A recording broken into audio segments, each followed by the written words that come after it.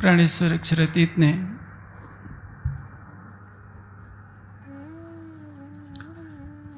हमें परम धाम की जो वाणी दी है अपने स्वरूप की पहचान देने के लिए। आपने अभी कीर्तन सुना, कृपा निधि सुंदर वर श्यामा, भले भले सुंदर वर श्याम। आपने कीर्तन में एक जगह पढ़ा है, न मानो ते जय सुख जी ने पूछो अबेछा माहे भागवत।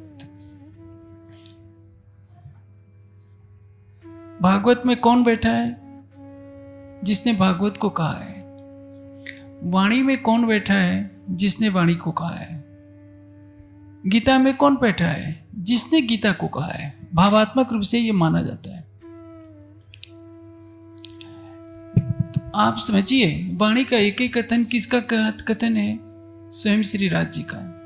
क्योंकि महामती जी क्या कहते हैं कि लाया बैठ हृदय साक्षात, मेरे धाम हृदय में विराजमान होकर स्वयं अक्षरातीत ने इस वाणी को कहा है।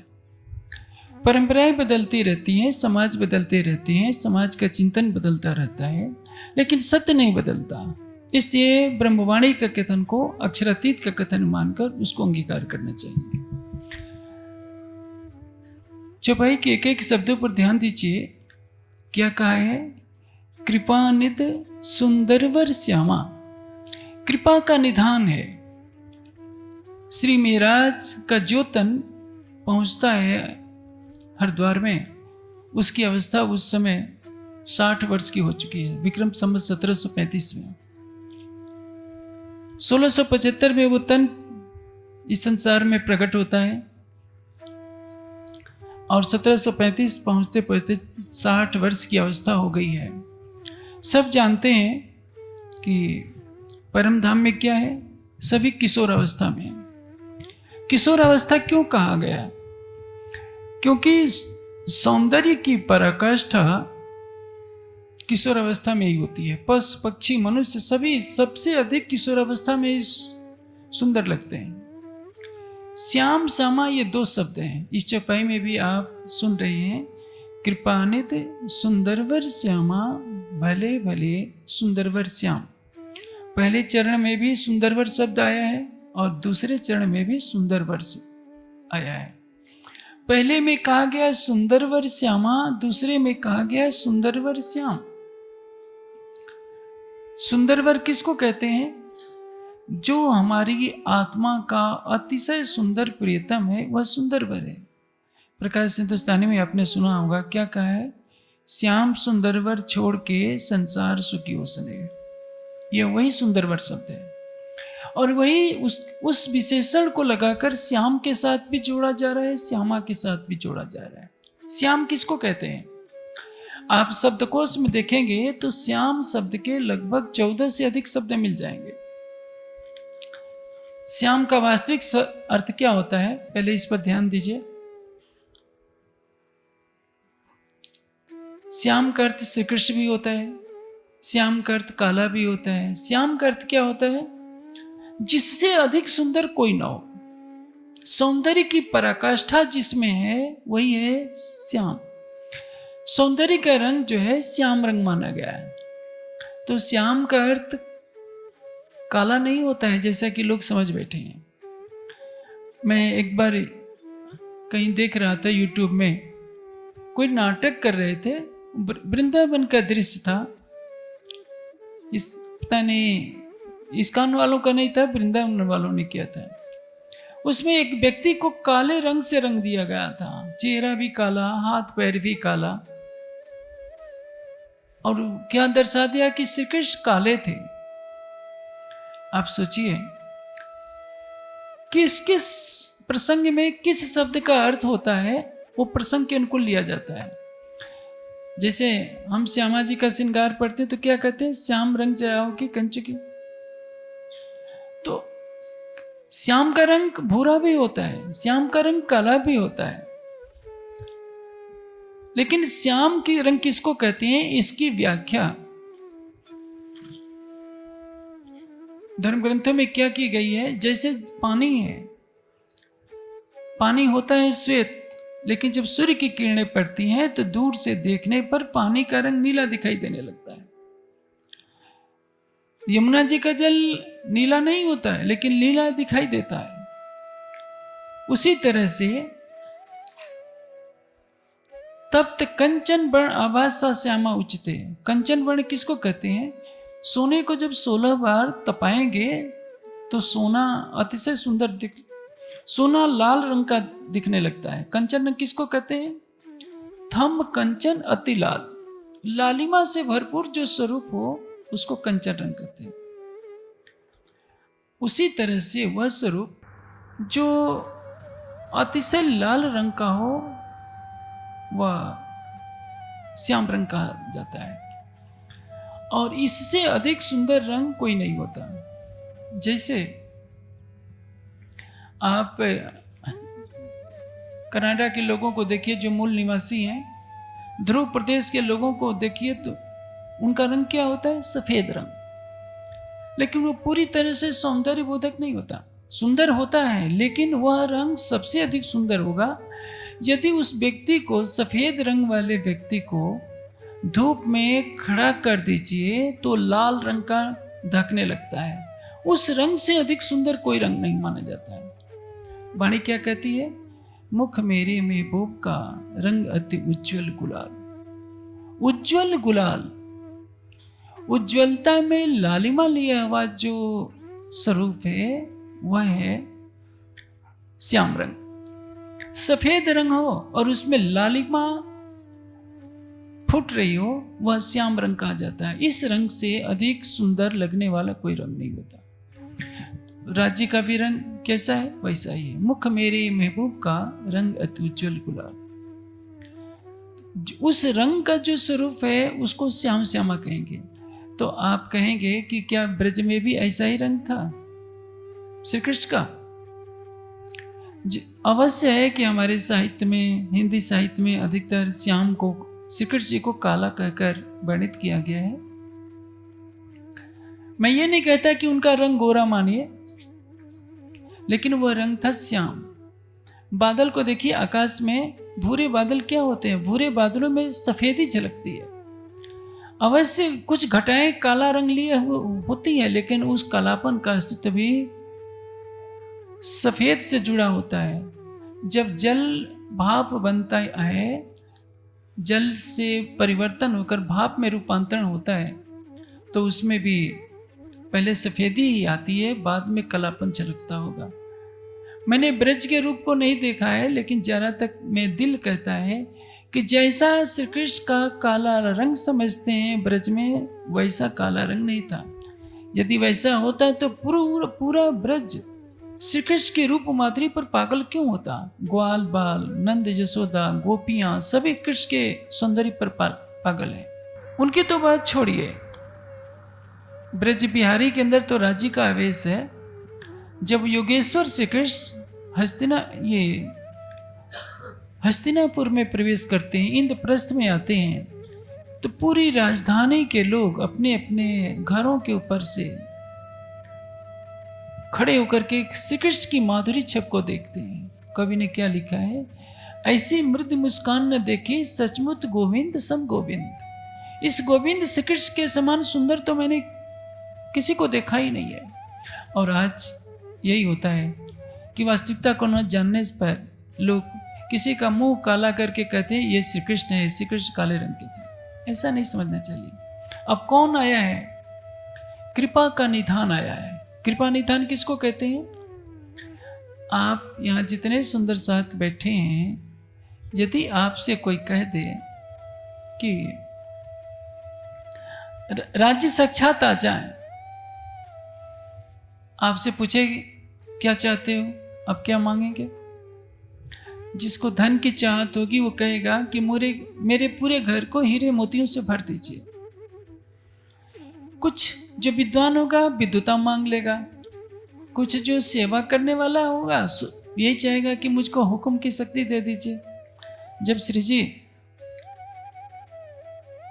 अनूप सर चलते हैं तो क्या दिया? मुकुंद दास जी को तारतम की शक्ति दे दी। लालदास जी को ग्रंथों का ज्ञान दे दिया, शेख बदल को हुक्म दे दिया, सबको कुछ कुछ बख्शिश दे दी, जाओ तुम्हें ये सब बख्शिश दे रहा हूं, तुम जागने करो। लेकिन वो कृपा का निधान है। कृपा निधान ने क्या किया है? पहला कार्य किया है, हमें अपने हृदय का रस वाणी के रूप में दे दिया है। प्रकाश में ये बात आती है, बहुत धन लाए धनी धाम से, परम धाम से राजीव बहुत धन लाए हैं, लेकिन जब मैंने उसको तौला तो क्या निकला? तारतम सब में सार। सबका सार क्या निकला? तारतम।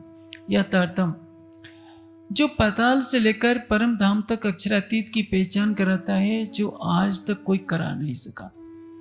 विष्णु भगवान भी सारी धरती को हीरे मोतियों से भर सकते हैं।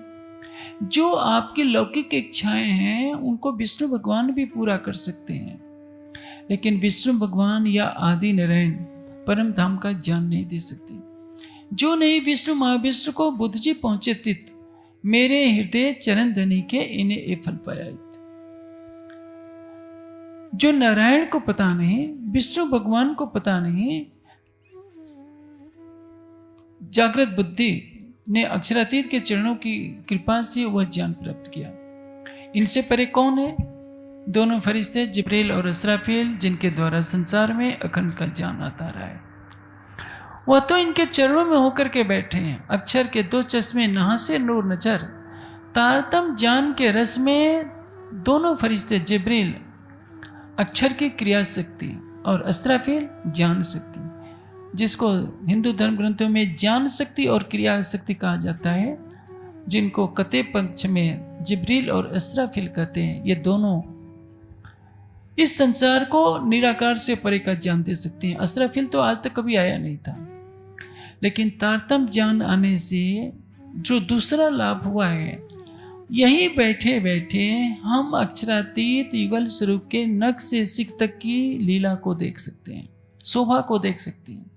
यह सौभाग्य पहले नहीं था। और जानते हैं, अक्षर ब्रह्म को भी यह सौभाग्य नहीं था। अक्षर ब्रह्म चांदनी चौक में जाकर दूर से ही राजी को प्रणाम करते हैं। श्यामा जी को कभी नहीं देखा था, और राजी का भी आधे मुखारविंद का दर्शन किया था। वह अक्षर ब्रह्म जो अनादिकाल से परम धाम में रहने पर भी राज्य के सतंग के स्वरूप होते हुए भी राज्य का दर्शन नहीं कर सकते थे, आज वह सौभाग्य एक माया के जीव को भी मिल गया है। जो कोरा से कोरा जीव हो, सुंदर साथ में यही भावना रहती है कि हम तो जीव सृष्टि के हैं, ब्रह्म सृष्टि के तो हमारे अंदर लक्षण नहीं है, तो हम चितवनी करके भी क्या करेंगे, ऐसा मत समझिए। वाणी क्या कहती है? जो कोई हक के हुक्म का ताए इलम करे, जो बेशक लेवे अपनी मेहर में तो नेक दीदार कब हो। लेवे अपनी मेहर में तो नेक दीदार कब हक। राज्य की कृपा बरसती है तो कोरे से कोरे जीव को भी तारतम वाणी के चिंतन के पश्चात की जाने वाली चितवनी से यह सौभाग्य प्राप्त है कि वो प्रत्यक्ष राज्य को देख सकता है, नख से सिख तक। हाँ, सखियों का दर्शन नहीं होगा, श्यामा जी का दर्शन नहीं होगा, पर ना दीदार कबू निस्बत का ना काहू कोई है न्यामत, बदले आप दिखावत प्यारी निस्बत रखे छिपाए। श्यामा जी को ना देखे तो क्या हो गया, राज्य को तो देख लिया, राज्य के ही दिल तो श्यामा जी है, लेकिन 25 पक्षों को और राज्य को दर्शन पाने का सौभाग्य, राज्य के दर्शन पाने का सौभाग्य एक माया के जीव को भी है। यह सौभाग्य उस आदि नारायण को नहीं है जिनकी चेतना का प्रतिभास जीव के रूप में है। तो आप सोचिए, इससे बड़ी कृपा क्या होगी। पूरे ब्रह्मांड के लिए कृपा निधान आया है। कोई साधु संत ऋषि मुनि अवतार तीर्थंकर पैगंबर नहीं आया है, उनकी एक सीमाएं हैं। इस संसार में जो भी स्वरूप प्रकट हुआ है उनकी एक सीमा है। अक्षरातीत के लिए कोई सीमा रेखा नहीं है, और अपने स्वरूप को छिपाने के लिए जब वह तन दीप बंदर से चलता है तो मार्ग की कठिनाइयों को झेलता है। जिसके चरण वंदना के लिए ब्रह्मांड के नायक तरसते हैं, वही संसार में आता है तो एक साधारण सी ऐसी लीला करता है कि उस लीला के धोखे में सभी फंस जाते हैं। वाणी कहती है, ये माया अमल उतारे श्री महामत, मेरा टोने ही को आकार। टोने का आकार है, ऐसा टोना कर दिया, बुद्धि ऐसी मारी गई कि सबके बीच आया, 18,758 चपाइयां कह गया, नख से सिक तक श्रृंगार का वर्णन कर गया, लेकिन कोई पहचान नहीं कर पाया। वाणी में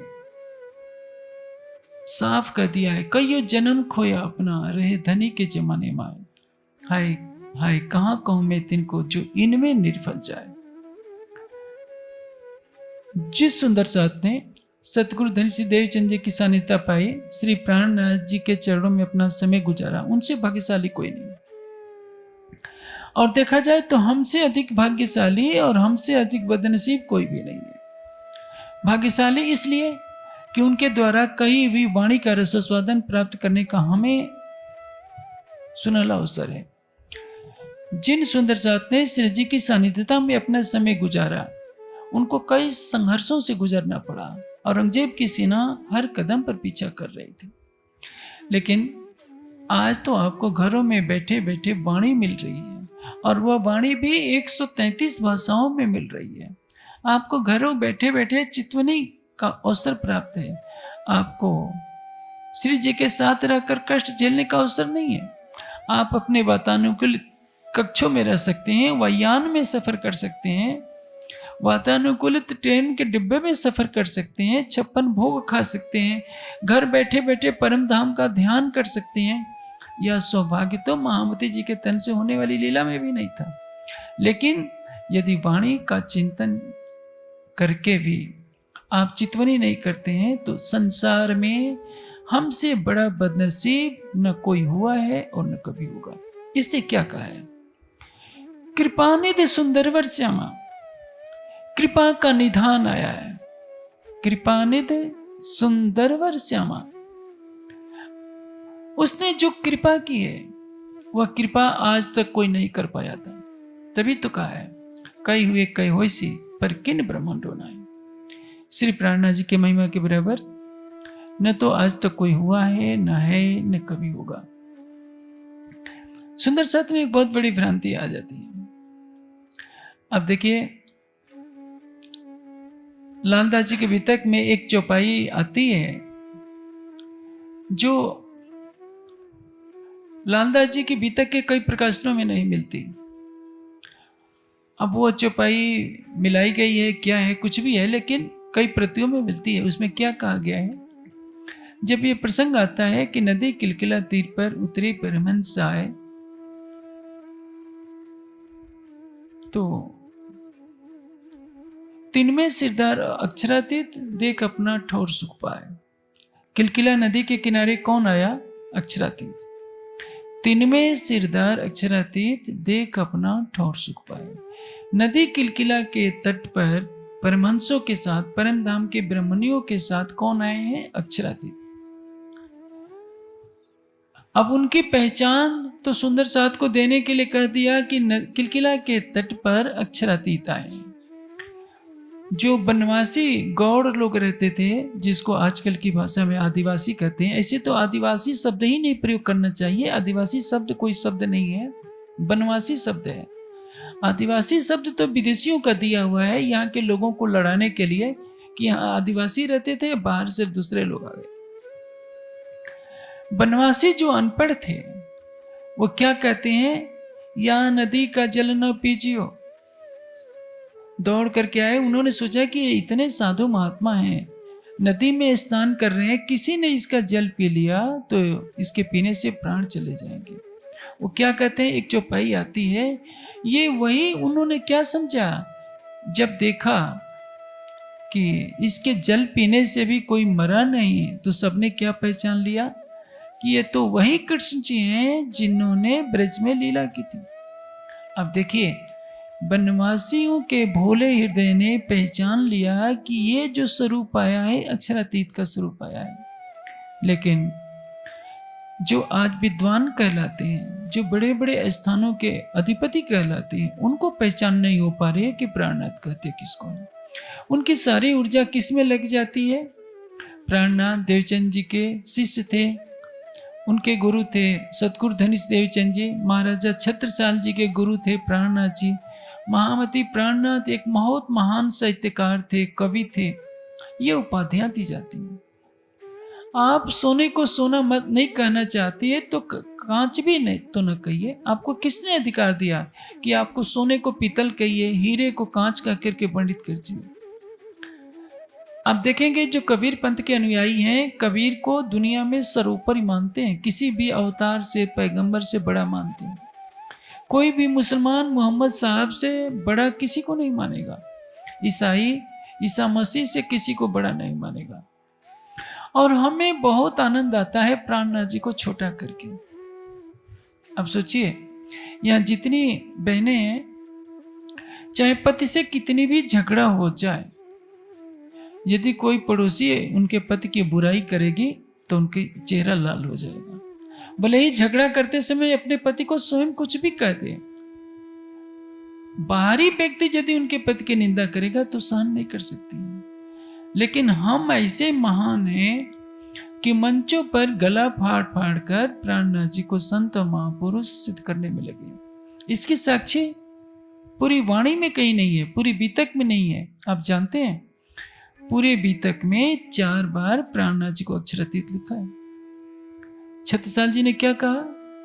सास समस्त के बीच में जुगल धनी बैठा है, कहीं तुम साक्षात अक्षरातीत हो, हम चिन्ह तुम्हें बनाए। अभी आपने चौपाई सुनी कि तिनमें सिरदार अक्षरातीत देख अपना ठौर सुख पाए। सीधे अक्षरातीत कहा गया है, एक जगह और कहा गया, 2 और जगह, कि यह तो अक्षरातीत था, तुमने करी पहचान, अब मैं उठी जात हूं, मुझे ईमान। कौन कहता है? केशव दास जी कहते हैं और चल देते हैं श्री जी की खोज में। अष्टपर की सेवा पूजा में आता है, यही अक्षरातीत हैं, यही हैं धनिधाम। 4 स्थानों पर बीतक में सीधे अक्षरातीत कहा गया है। 22 बार हक कहा गया, 226 बार राज्य कहकर वर्णित किया गया है। वह विचारधारा जो प्राणनाथ को संत के रूप में परिभाषित करना चाहती है, क्या कहती है कि यह तो प्राणनाथ जी को अक्षरातीत कहने वालों ने लिख दिया है, तो एक जगह लिखेगा, चलिए अक्षरातीत शब्द बनाकर लिखा गया, तो उनको श्रीराज कह करके 226 बार किसने लिख दिया? 22 बार हक किसने लिख दिया? इस पर भी कुतर्क लिखा जाता है कि जो जिसका सतगुरु होता है वो उनको राज्य मानता है। अरे भाई, तो इस समय तो सतगुरु कहने वाले सैकड़ों की संख्या में है, तो क्या सभी राज्य है? चलिए आप राज्य उसको भी कह देंगे, लेकिन वाणी कह रही है कृपानित सुंदरवर श्यामा, भले भले सुंदरवर श्याम। कौन आया है? कृपा का निधान आया है, सारे ब्रह्मांड पर कृपा करने वाला। किसी व्यक्ति को कितना भी धन दे दिया जाए, हीरे मोतियों के महलों में रख दिया जाए, लेकिन उसके पास ज्ञान ही नहीं हो तो उससे बड़ा दुर्भाग्य क्या होगा? आप देखिए कि संसार में कितनी सभ्यताएं आती हैं, चली जाती हैं। सभ्यताओं के उत्थान में मूल कारण क्या होता है? ज्ञान। आज से 100 साल पहले हमारे देश की स्थिति क्या थी? कभी आपने सोचा है? नई पीढ़ी नहीं जानती है। पुराने लोग जो 80 साल के हो गए हैं वो जानते होंगे कि उस समय इस देश में कितनी गरीबी थी, पहनने के लिए कपड़े नहीं होते थे। कभी यही देश था आज से 5000 वर्ष पहले जहां सारी सुख सुविधाएं थी, लेकिन यह वैभव कहां से आया? केवल ज्ञान से आया। मनुष्य यदि ज्ञान से रहित है तो उसका मार्गदर्शन करने वाला कोई नहीं होता। तो कौन है? आए कहां से? जाना कहां है? तारतम्य ज्ञान का प्रकाश मिला, हर ब्रह्म सृष्टि के लिए परम धाम का दरवाजा खुल गया। सबको यहीं से बैठे बैठे परम धाम देखने का अवसर मिल गया। और जो राज्य के चरणों में रहेगा उससे भला माया क्या दुखी कर सकती है? तभी तो कहा है, माया गई पोताने घेर, हवे आत्म तो ज्ञानी की। जब आत्मा जागृत हो जाती है तो माया भाग जाती है। अक्षरातीत ने जो जिनके हृदय में कृपा का सागर उमड़ा करता है। तभी तो कहा है कि यह अक्षरातीत कौन है? दया का सागर है, दया सिंध सुख सागर, इश्क गंज अपार, शराब पिलावत नैन सो साकी है सिरदार। देखिए 3 कार्य उसने किए हैं जो आज तक कोई नहीं देख सका है। बिना पुकारे हमारे धाम हृदय में आकर के बैठ गया है। इन गुनहगारों के दिल को अर्ज कर बैठे मेहरबान। तीसरी कृपा, पहली कृपा परम धाम का ज्ञान देकर हमें वह पहचान दी है जो आज तक श्यामा जी को भी नहीं थी, परम धाम में किसी को नहीं थी। जिस श्रृंगार का सौंदर्य देखने का सुख अक्षर ब्रह्म को भी आज तक नहीं मिल पाया था मेराज से पहले, वो सारे कोरे से कोरे जीवों के लिए भी सुलभ कर दिया। ब्रह्म सृष्टियों के लिए तो किया ही, कोरे से कोरे जीवों के लिए कि संसार के प्राणियों, भले ही तुम सपने के तो हो तो क्या, मेरी वाणी का चिंतन करो, चितवनी में बैठ जाओ और युगल स्वरूप के नक्शे सिक तक का श्रृंगार देख लो, जो जिस अक्षर के आदेश से अनंत ब्रह्मांडों की उत्पत्ति पल पल में होती है, वो अक्षर ब्रह्म भी जिस सौभाग्य को प्राप्त नहीं कर सके थे, वो सौभाग्य तुम्हें मैं दे रहा हूं। दूसरी कृपा की है जो मैंने बताया। पहला, वाणी से परम धाम की मारिफत का रस जो आज तक पता नहीं था वो दिया। दूसरा जो दिया, सबको दीदार का सौभाग्य प्राप्त दिया। सुख हक इश्क के जिनको नहीं सुआर, सो देखन की ठोरी थे जो रुसुको विचार। यहीं बैठे बैठे राज्य के सुख का रसपान करने का अनुभव जो अवसर मिला है, पहली बार मिला है। ब्रज में नहीं था, रास में नहीं था, श्री देवचंद जी के तन से होने वाली लीला में नहीं था, लेकिन अब मिला है।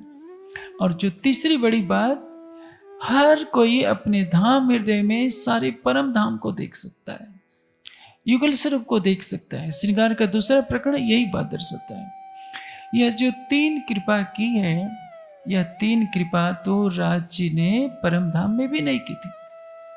परम धाम में तो हर पल देखते ही थे, तो इसकी आवश्यकता नहीं थी।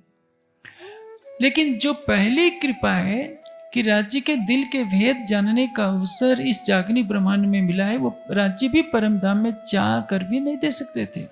यदि दे देते तो खेल ही क्यों बनता। और तीसरी बात, वहां परम धाम में राज्य के अतिरिक्त कोई है ही नहीं, लेकिन इसका आभास नहीं था। यदि सखियां सभी जानते कि हमारे दिल में राज्य रहते हैं तो कोई रब्द ही नहीं करता, कोई कहता नहीं कि हमारा इश्क बड़ा है। अब इस जागने के ब्रह्मांड में हर ब्रह्मात्मा को पता है कि हक नजीक से रख से और उपटने द्वार। राज्य कहाँ है? हमारे प्राण के नली से निकट। तो ये जो 3 कृपा की है, सुंदर साथ इन 3 कृपाओं को याद रखें, और इससे बड़ी कृपा कोई नहीं कर सकता। आपने पुराणों को पढ़ा है, सीरियल देखे हैं, क्या देते हैं? त्रिदेव प्रकट होते हैं, किसी को ज्यादा उम्र दे देते हैं, किसी को चक्रवर्ती राज्य दे देते हैं, किसी को पुत्र देते हैं, और क्या दे सकते हैं। और ये सारी चीजें नश्वर हैं। इन तीनों को देने की सामर्थ्य न आदि नारायण के पास है, न अक्षर ब्रह्म के पास है। ये कार्य केवल राज्य कर सकते हैं। इसलिए पहला शब्द है कृपानिधि, और आगे चरण बोलता है कृपानिधि सुंदरवर श्यामा, भले भले सुंदरवर श्याम। सभी आचार्यों से सहस्तार्थ होता है। 10 नाम मत के विद्वान हैं, 10 नाम संन्यास मत के विद्वान हैं, 6 दर्शनों के आचार्य हैं, वैष्णव के पंथ है। ये तो मुख्य मुख्य पंथ है।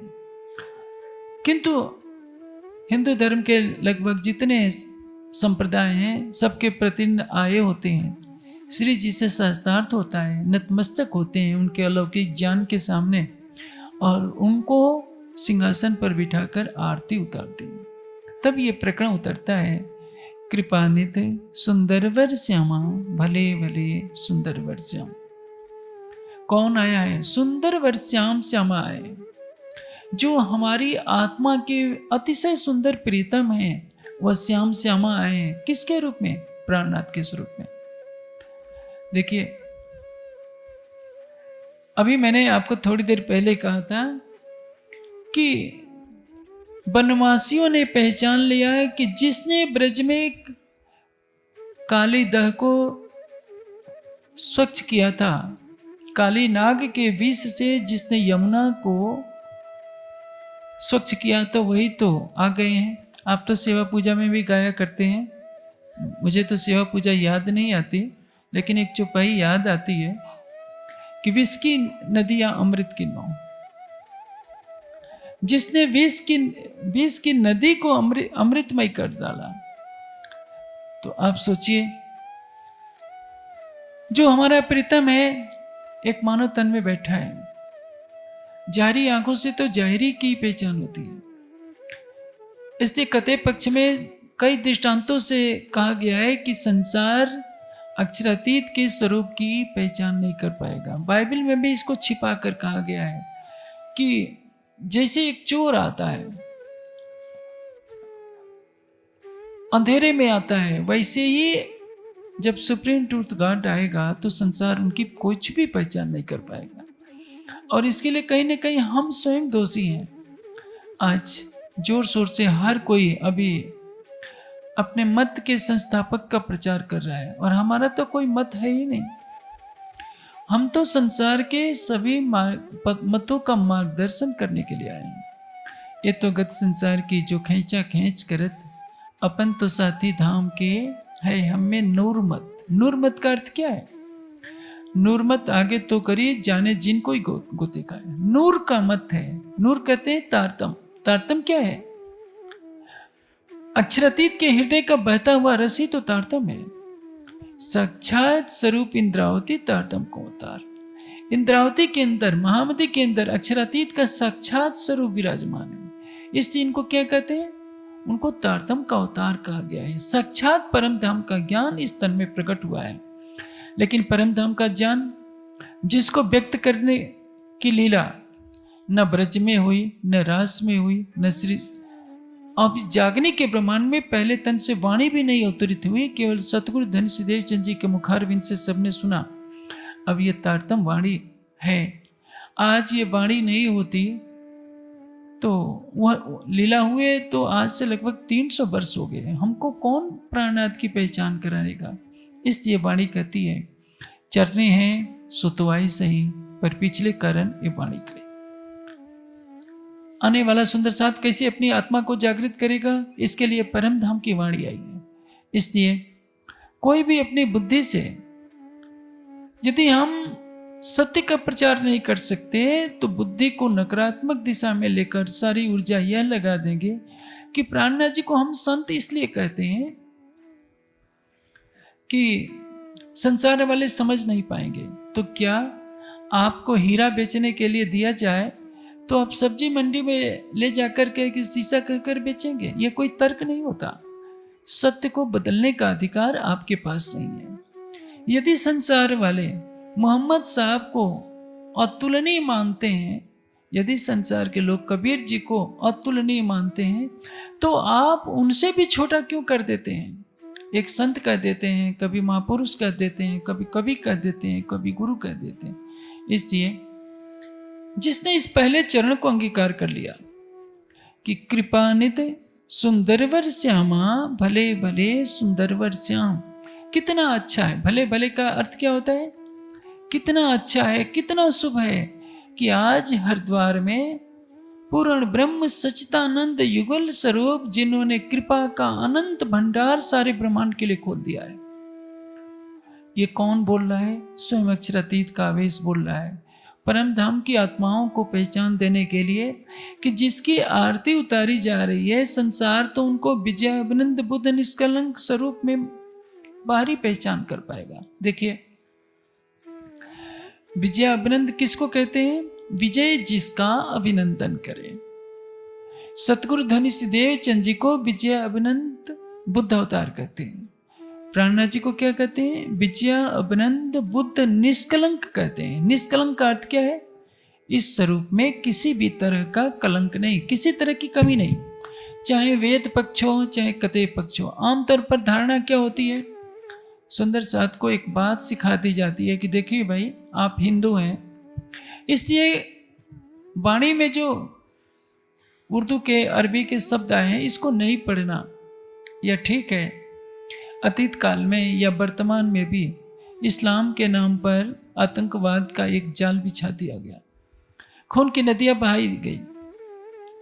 लेकिन जिस कालखंड में वाणी अवतरित हुई है उस कालखंड के शब्दों का इसमें प्रसंग आ गया है। और सबसे बड़ी बात, सूर्य का प्रकाश तो सबको चाहिए, अमेरिका को भी चाहिए, भारत को भी चाहिए, पाकिस्तान को भी चाहिए। पाकिस्तान यदि हमसे बैर रखता है, हमसे तो बैर रख सकता है, लेकिन सारी सृष्टि का जो परमात्मा है वो किसको छोड़ेगा? आखिर वहां की जो प्रजा होगी उसमें भी तो कोई अपने तरीके से परमात्मा की आराधना तो करेगा।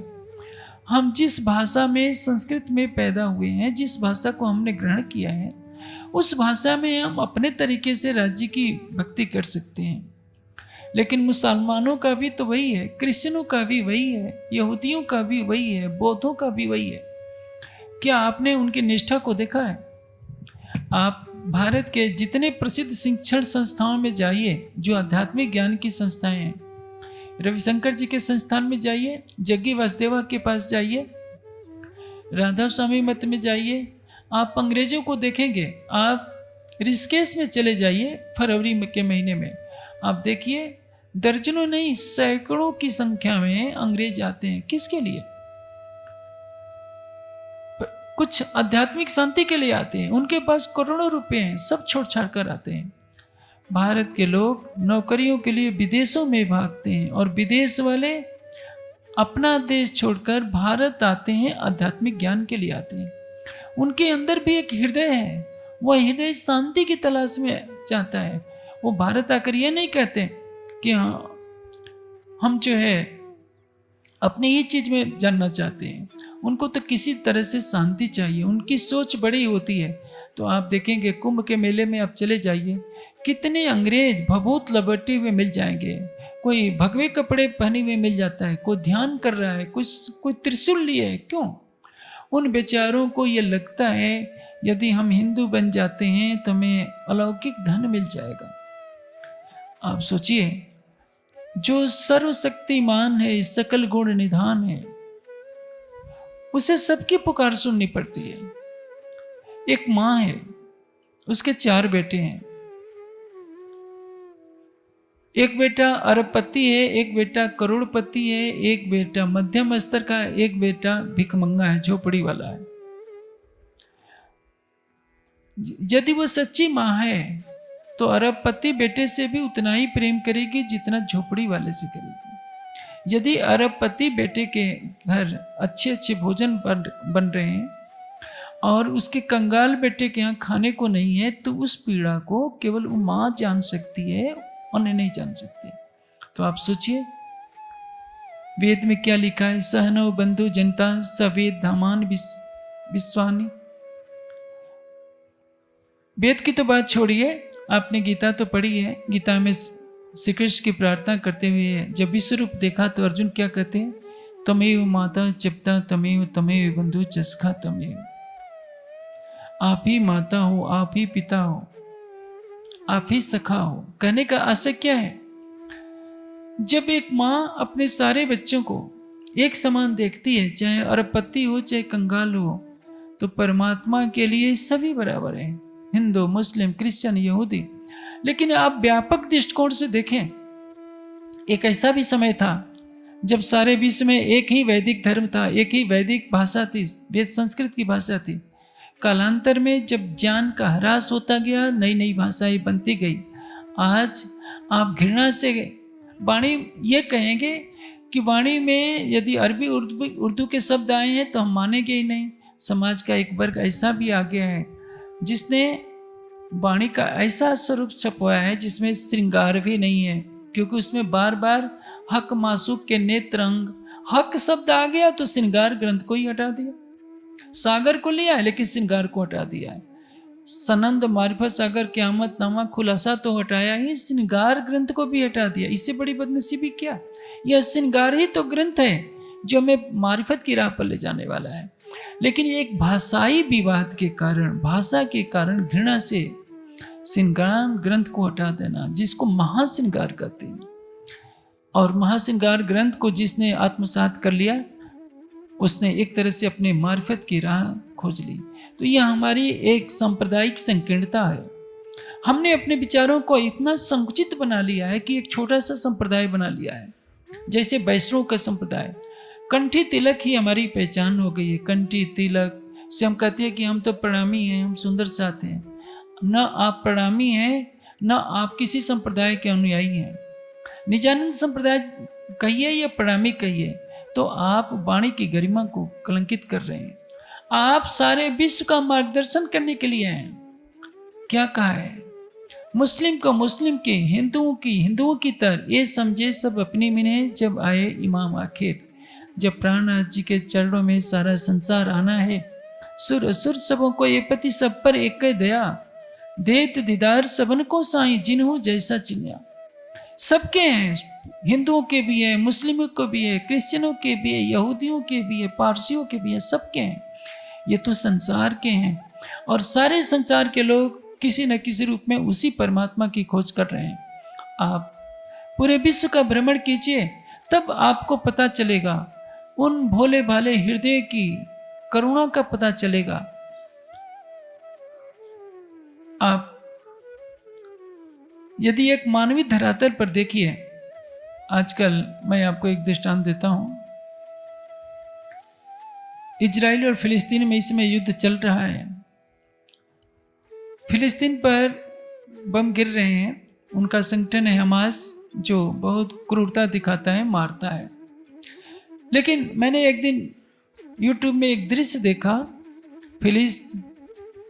फिलिस्तीनी एक बच्चा प्रार्थना कर रहा है। उस प्रार्थना के शब्द क्या है? सलाम या महदी। आगे के शब्द तो मुझे याद नहीं आ पा रहा है। रो रहा है, फूट फूट कर रो रहा है और एक प्रार्थना सुना रहा है, सलाम या महदी। पुकार रहा है कि मैं इमाम मेहदी आ जाओ, हमारी रक्षा करो। मैं उस बच्चे की करुण पुकार सुन करके स्तंभित रह गया। भले ही सारा संसार घृणा कर रहा है, लेकिन उनको भी तो आशा है कि इमाम मेहदी आएंगे तो हमारी रक्षा करेंगे। क्या परमात्मा केवल हिंदुओं का है? उस बच्चे का जन्म यदि किसी कारण से फिलिस्तीन में हो गया है, तो उसके अंदर भी तो एक मासूम हृदय है जो परमात्मा की शरण चाहता है। यहूदी के अंदर भी एक मासूम हृदय है जो सत्य को जानना चाहता है। क्रिश्चियन के अंदर भी वही हृदय है।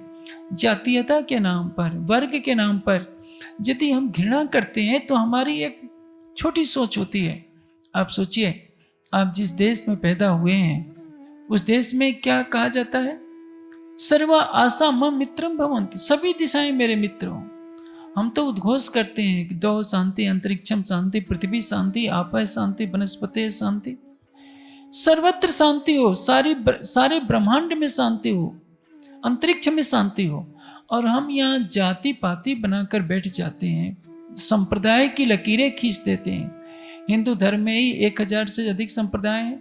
हम सारे हिंदुओं को अपने समान नहीं समझ सकते, लेकिन जो पूर्ण ब्रह्म है सबका है। और वो पूर्ण ब्रह्म जब आया है तो क्या करेगा? सबको एक दृष्टि से देखेगा। उसकी दृष्टि में जितने हिंदू प्यारे हैं उतने ही मुसलमान भी हैं, उतने ही क्रिश्चियन भी हैं, उतने यहूदी भी हैं। लेकिन हमारा ये सौभाग्य है कि अक्षरातीत के चरण कमल भारत में पड़े हैं और हम जिस हिंदू तन में अक्षरातीत के चरण कमल पड़े, हमें भी उस समाज में जन्म लेने का अवसर मिला है। लेकिन हमको घृणा करने का अधिकार नहीं है। हमें वाणी के किसी भी चौपाई को, किसी ग्रंथ को निकालने का अधिकार नहीं है कि इसमें हक हक लिखा है, मासूक लिखा है, उर्दू के शब्द हैं, तो पूरी वाणी को हम खंडित कर दें। क्योंकि ये वाणी किसकी कही है? उस अक्षरातीत की कही है। इसलिए कहा, उपजो सुख संसार में आए धनी श्रीधाम। अब इस चौपाई को तो कोई नहीं लिखेगा, ये तो तरतम वाणी की चौपाई है कि ये सारे संसार में सुख उपजा है। सारा ब्रह्मांड ये प्रतीक्षा कर रहा है कि हमें अक्षरातीत के चरण कमलों की सानिध्य प्राप्त हो जाए। हम सबसे अधिक दोषी हैं जिन्होंने हमने एक संप्रदाय का जो घेरा बना लिया है। हम कृष्ण प्रणामी धर्म कहें या निजानंद संप्रदाय कहें, मुझे दोनों ही पसंद नहीं है। पहले तो सुंदर शासिक में कटु बात कहूंगा कि देखिए भाई, इस संसार में है तो कुछ व्याकरण पर भी ध्यान देना चाहिए। हम अपने मंदिरों का नाम क्या रखते हैं? श्री कृष्ण प्रणामी मंदिर। मंदिर किसका होता है? इष्ट का होता है, आराध्य का होता है, आराधक का मंदिर नहीं होता है। जैसे मंदिर में शिव की मूर्ति रखाएंगे तो क्या कहेंगे? शिव मंदिर। शैव मंदिर नहीं कहेंगे। शिव का उपासक क्या कहलाता है? शैव कहलाता है। विष्णु का उपासक वैष्णव कहलाता है, तो वैष्णव मंदिर नहीं होगा, विष्णु मंदिर हो सकता है, क्योंकि इष्ट कौन है? विष्णु मंदिर। हमारे इष्ट कौन है? आपको कृष्ण नाम पसंद लगता है तो ये लिखिए अक्षरातीत श्री कृष्ण मंदिर, ठीक होगा। लेकिन कृष्ण प्रणामी का अर्थ क्या होता है? कृष्ण को प्रणाम करने वाला। तो कृष्ण को प्रणाम करने वाले का मंदिर है या इष्ट कृष्ण का मंदिर है? लेकिन एक जो प्रक्रिया चल गई, एक ने गलती दोहरा दी तो सारा समाज दोहराता जा रहा है। कृष्ण प्रणामी मंदिर, कृष्ण प्रणामी मंदिर। कृष्ण प्रणामी तो आराधक है, उपासक है, उपासक का मंदिर होता है। लेकिन इतनी भी समझ नहीं, वो गलती पूरा समाज दोहराता जा रहा है।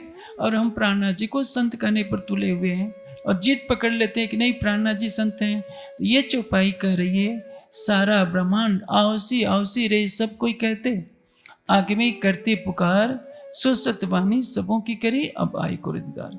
मेरा समय पूरा होता है, लेकिन चलते चलते इस चौपाई से आगे की चौपाई में जो कहा गया है, प्रगटे पूर्ण ब्रह्म सकल में, ब्रह्म सृष्टि सिरदार, ईश्वर सृष्टि और जीव की सब आई करो दीदार। यह चौपाई तो न मैंने लिखी न किसी ने लिखी। इसलिए बीतक में जहाँ जहाँ प्राणनाथ जी को अक्षरातीत कहा गया है, उन चौपाइयों को बदलने का जो सपना देखते हैं वो बहुत बड़ी भूल कर रहे हैं।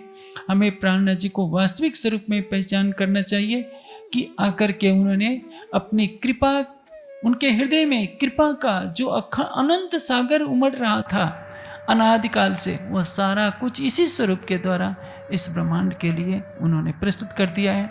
आशा है राज्य सबको सद्बुद्धि दें कि वो प्राणनाथ जी के स्वरूप की पहचान करें और अपने जीवन को सफल बनाएं।